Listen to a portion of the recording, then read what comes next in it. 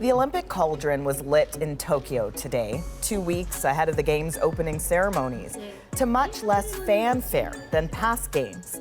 The city is under a state of emergency and won't be allowing spectators to watch the events. But still, the Games push ahead, an unstoppable force and a multi-billion-dollar investment. And as Team Canada makes its way to Tokyo, many are wondering what impact this will have on the athletes. For Canadians, a familiar face headed to Tokyo is Marnie McBean. The three-time Olympic gold medalist and current chef de mission is acquainted with the Olympics in a way few get to be. The ultimate insider who understands what it takes to compete and to lead. Part of your job as chef de mission with these games is mentoring and preparing the athletes. What are you hearing from them in such an unprecedented time? Well, they're focused right now. Like you said, we're 2 weeks from the opening ceremony. They're very focused on their job and the work that they do and all the protocols that they have been going through, like everyone, all the hoops that they've been jumping through for the last 18 months to protect their communities, to protect themselves. And they have a very clear eye on what their goal is, and that's to go to the Olympics and to perform to their very best. Well, I'm glad to hear that they are focused because it just seems day by day there's always something new, some new development out of Tokyo. Now they're under a state of emergency, as we know, because of this resurgence in COVID-19 cases, partly connected to that Delta variant. So what does the state of emergency, how does that change things for Team Canada, or does it?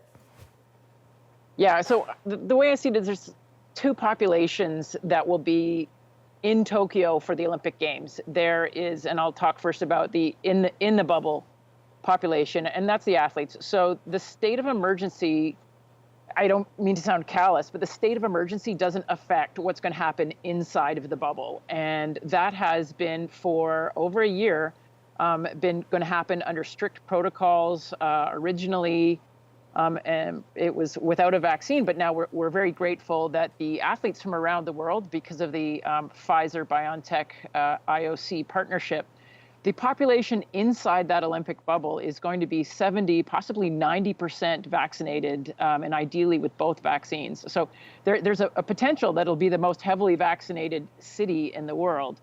And that population won't be interacting with the city of Tokyo.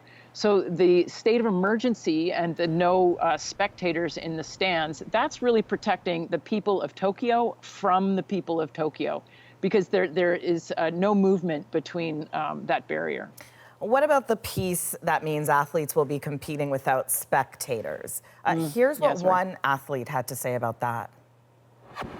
What's sad about it is that, once you win or if you lose, that's when you're going to get the reaction from fans. And those are moments that you want to be able to share with fans. I mean, that's just a huge part of these games. Yeah, it is. And later in that interview, that was Jen Kish, one of our rugby athletes from 2016. Later in that interview, her advice to athletes was to really enjoy it. We would love to have our friends and family with us, no doubts. That would be amazing. But the fans in the stands doesn't make us go faster and higher and stronger. They are witnesses to what we're doing. We would love to have that kind of energy there, but what we're seeing, even if we look at the swim trials that recently happened, athletes were having personal best performances, Canadian records, top best times in the world. There's no fans in the stands. So while it is really disappointing that we don't have that immediate opportunity to share, one of the things that this pandemic has brought us is, the magic of Zoom. And so there's an ability for all athletes to share with their friends and family in a way that they haven't. It's a real privilege to have your friends and family be able to travel to the Olympic Games. It's extraordinarily expensive. And it's a price that many families are willing to pay. But now every athlete is going to be able to be looking and talking to their friends and family in their room the night before their race. And I know the IOC and the Canadian Olympic Committee are working really hard to get those connections right after the race. So not having fans in the stands is very disappointing, that whole roar of the crowd.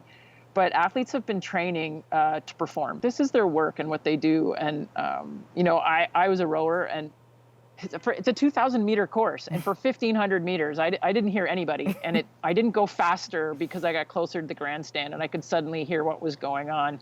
I was actually exhausted. I probably went slower when I could hear the fans.